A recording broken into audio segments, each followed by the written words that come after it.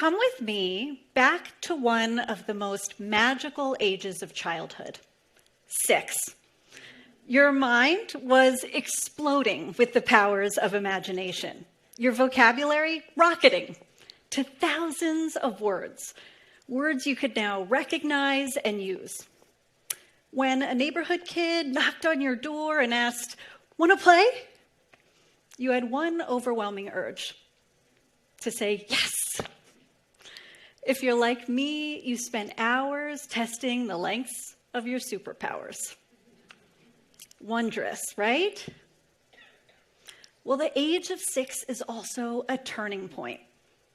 According to researchers, it's when most girls start to believe that boys are smarter than they are. As a mom to 6-year-old twins, a boy and a girl, this isn't research, it's personal. As a consultant who focuses on making workplace cultures more inclusive to women, I tackle grown-up versions of this bias every day. Unless you're just parachuting into our modern world, you know that women make up a tiny fraction of business leaders. In fact, there are more male CEOs named John or David than there are total female CEOs running big businesses today. That's despite the fact that women make up half the population, half the US workforce, and are the most educated group of our time. In my line of work, I see more companies today proclaiming that they value women.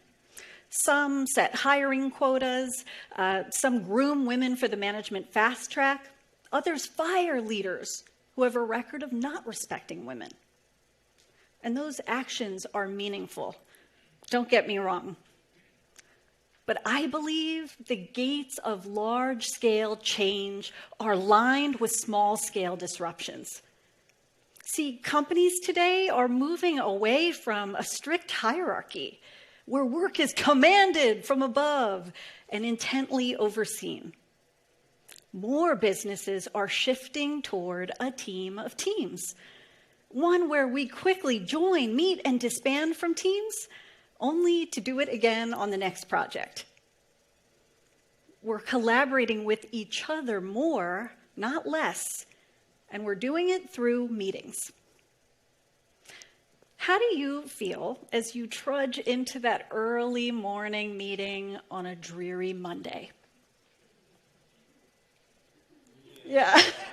Yeah, there's a good reason for that. These daily team encounters don't tend to bring out our best thinking, but they could. How? I'll give you a hint. It has to do with women. Today, I'm going to give you 3 ways you can disrupt gender bias at work through meeting culture.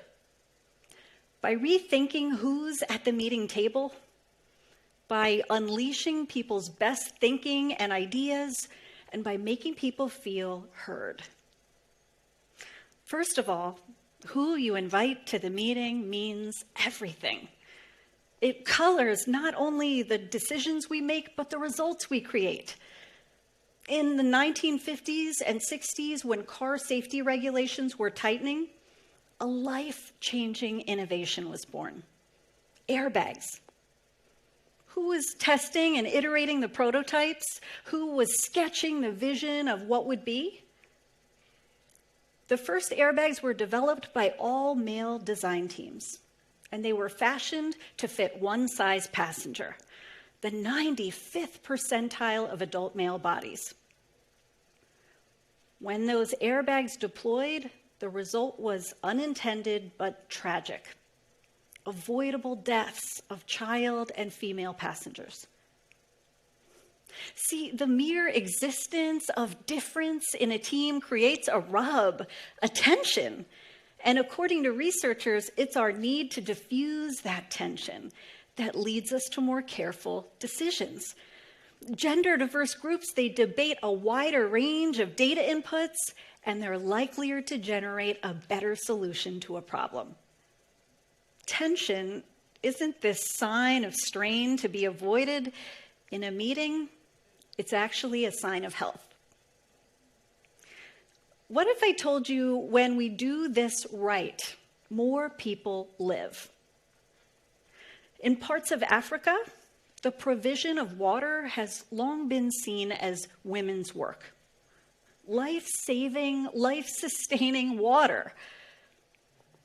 And yet, when new water improvement projects come to communities, ironically, women's input, their counsel, is not always sought out. Where women have gained a seat at the table, though, it's making a difference. In fact, when there are more women among project engineering teams and community representatives, life-altering freshwater projects are 6 to 7 times more effective, and they last longer. Women don't need to be granted a voice. We already have them. What can you do to amplify those voices? Say the names of people who should be in the room, staffed on the project, or leading the charge. Advocate, nominate, and use your power and position to name drop. Rather than retrofit our services and products to women, involve them from day one. Inviting women to the table improves diversity, yes, but it doesn't guarantee inclusion. There's something else that drives better team performance, and it's something you learned in kindergarten: taking your turn. When there's shared airtime in a meeting where no one person dominates, meeting results improve. But this isn't common practice, is it? No. Women are far more likely to be interrupted when speaking in a meeting than men. And get this, they're likely to be talked over by both men and women. Interrupting isn't just rude, it's impractical. We not only diminish a woman when we interrupt her, we lose out on her thinking, her idea. Why does this matter? Across our culture, women say less in the public domain, from writing fewer newspaper opinion pieces to being featured less often as experts in the media. Women have fewer speaking roles in films. Remember age 6? Even children's books are likelier to have male central characters. Messages are everywhere that men can and should sound off. In fact, just this year, PepsiCo faced a social media backlash when they suggested they would make a subtle Dorito, just for women, one that would be quiet when crunched. Yes, the priority of our time. Yes, quiet chips. Yeah.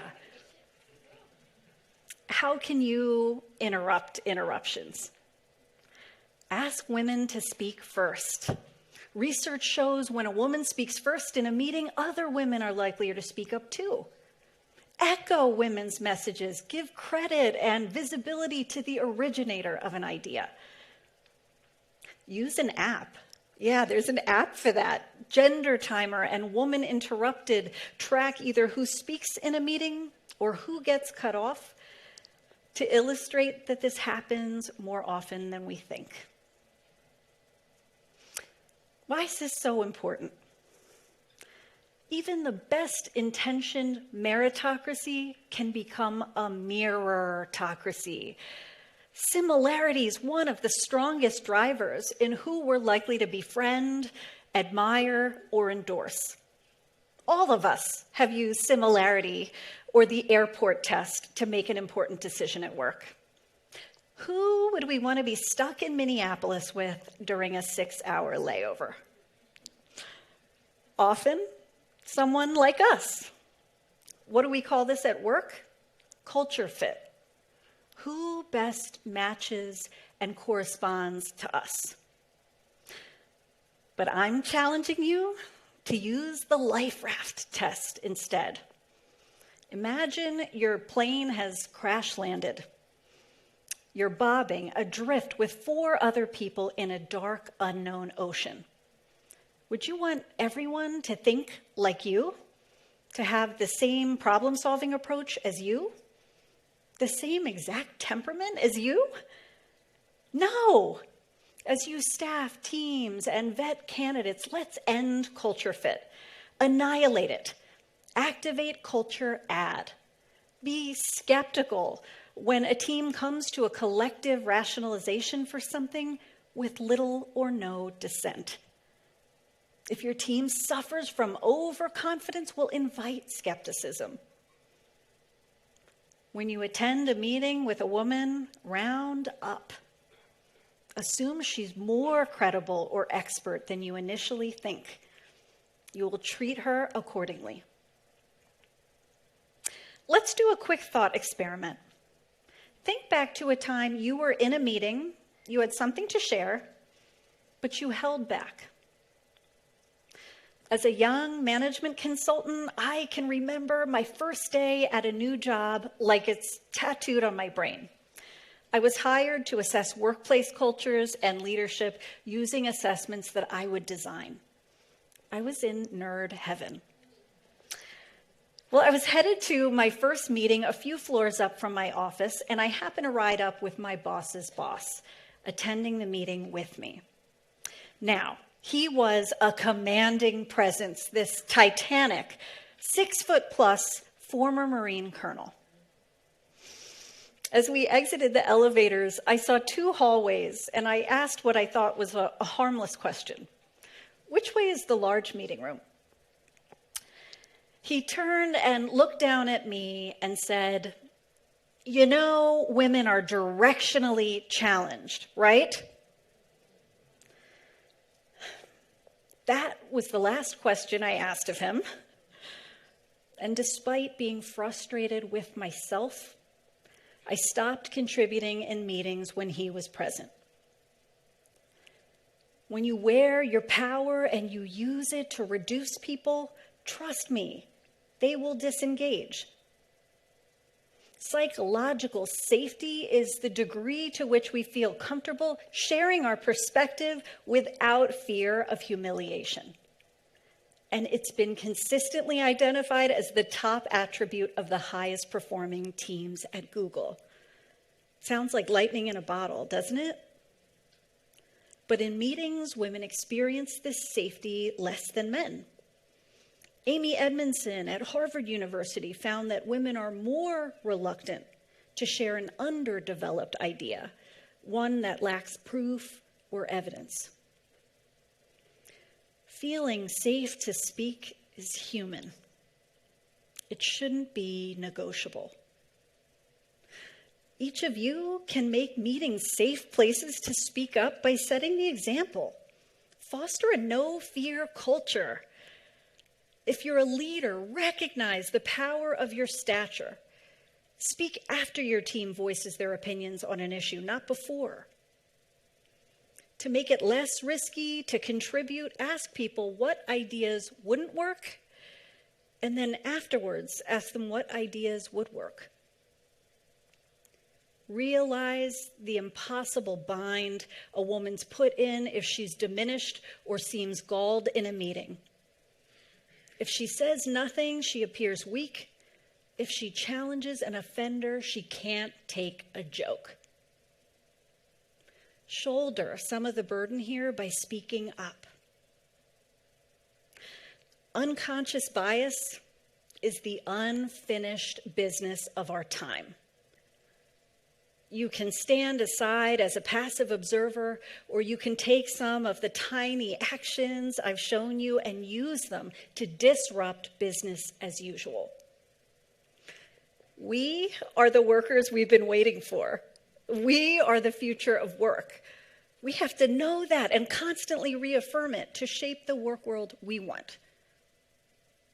Regardless of your gender, you're tangled up in the problem, and you're the answer to the problem.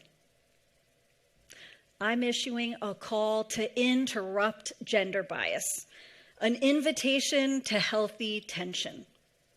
This is the next step. Thank you.